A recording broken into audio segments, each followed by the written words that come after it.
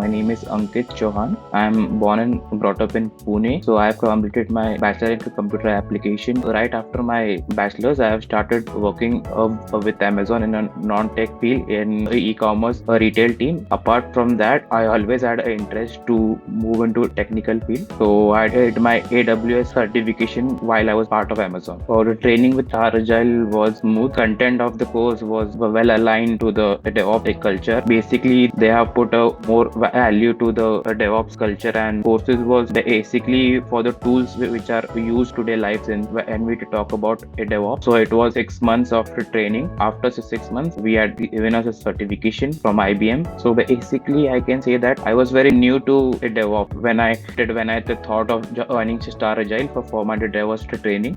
I wanted to transition my career. So I was looking for a course, and I got an opportunity. As your course was more focused on the fundamentals, that actually inclined me towards the course, and I took a step and I joined this course. And the basic focus was on Kubernetes. To mention some tool that was taught well in this course was Docker, Kubernetes, as well as Jenkins, CI/CD, and the projects as well helped me with my interview, as the project was also a real-time based scenario. So I was able to mention that project's scenario in my interview, and which kind of helped me to make it through. After my completion of my course, I was enrolled to a dedicated group. They used to send job-related messages, and the criteria and the GD was also mentioned over there, which gave me a clear picture of what I need to do. The company with which I got placed at Bipolar Factory, they always supported me with assignments, doubt. Apart from that, after I was selected and after my second round was done, I had nice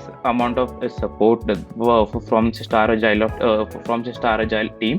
If I face any issue while joining, or if you need to clear something with the company, or you need to sort out things, so that part of clarity was also given by StarAgile, which was really helpful, and I liked it so much. Yeah.